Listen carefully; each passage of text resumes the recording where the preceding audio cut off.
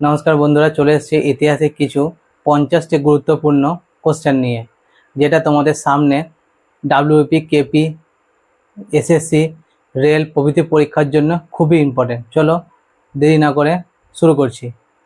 আজকের প্রথম কোশ্চেন বলেছে, ইতিহাসের জনককে বা কাকে বলা হয়? হেরোডোটাসকে। পাণিনির লেখা বইয়ের নাম কি? অষ্টাধ্যায়ী। অর্থশাস্ত্র কে রচনা করেন? কৌটিল্য। বুদ্ধচরিত কার লেখা? অশ্বঘোষের। রাজতরঙ্গিনী কার লেখা? কলহনের। রাজতরঙ্গিনী গ্রন্থে কোন দেশের কথা উল্লেখ আছে? কাশ্মীরের। বাংলার আকবর কাকে বলা হয়? আলাউদ্দিন হুসেন শাহকে। দেখো, এই কোশ্চেনগুলো পরীক্ষার জন্য খুবই ইম্পর্টেন্ট, ঠিক আছে? তারপরে কোশ্চেন দেখো, 8 নম্বর, কাশ্মীরের আকবর কাকে বলা হয়? জয়নাল আবেদিনকে। আল বিরুনি রচিত গ্রন্থের নাম কি? তহকিক ই হিন্দ। অশোক ভারতে কোন লিপি ব্যবহার করতেন? ব্রাহ্মী ও খরিষ্ঠী লিপি। এটা কোথাকার? উত্তর পূর্ব ভারতের। হাতিগুম্ফা লিপিতে কার কথা বলা হয়েছে? কলিঙ্গরাজ খারবেলের। সাতবাহন রাজ গৌতমীপুত্র সাতকর্ণী কীর্তি বর্ণিত হয়েছে কোথায়? নাসিক প্রশস্তিতে। এলাহাবাদ প্রশস্তিতে কোন রাজার কীর্তি বর্ণিত রয়েছে? সমুদ্রগুপ্তের। জুনাগড়, অর্থাৎ এটা কার লেখা? হরিসেনের লেখা, ঠিক আছে? জুনাগড় লিপিতে কোন শক রাজার কথা বলা হয়েছে? রুদ্রদামনের, ঠিক আছে? এই রুদ্রদামনটা, এটা প্রথম রুদ্রদামনের কথা বলা হয়েছে, ঠিক আছে? তারপরে 15 নম্বর, চালুক্যরাজ দ্বিতীয় পুলকেশীর কাহিনী বর্ণিত হয়েছে কোথায়? আইহোল প্রশস্তিতে। সিন্ধু সভ্যতা কোন যুগের সভ্যতা? তাম্রপ্রস্তর যুগের।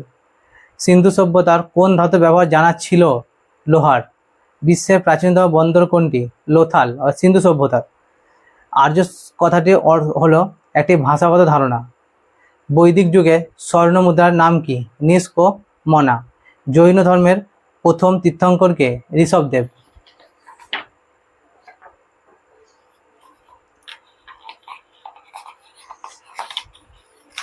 তারপরে কোশ্চেন, জৈন ধর্মের প্রথম তীর্থঙ্করকে? মহাবীর। মহাবীরের প্রথম মহাবীরের জন্ম কোথায় হয়? কুন্দগ্রাম বা কুন্দপুর। মহাবীরের আসল নাম কি? বর্ধমান। জৈন গ্রন্থগুলি কোন ভাষায় রচিত? প্রাকৃত ভাষায়। বৌদ্ধ গ্রন্থগুলি কোন ভাষায় রচিত? পালি ভাষায়। মহাবীর কোথায় মারা যান? পাবা নগরীতে। কোন মগধ রাজা মহাবীর ও বুদ্ধদেব দুজনের সঙ্গে পরিচিত ছিলেন? বিম্বিসার। বুদ্ধদেব কোথায় মারা যান? কুশীনগরীতে। বৌদ্ধ ধর্মগ্রন্থের নাম কি? ত্রিপিটক। বিম্বিসারের উপাধি কি ছিল? শ্রেণিক। বিম্বিসার কোন বংশের রাজা?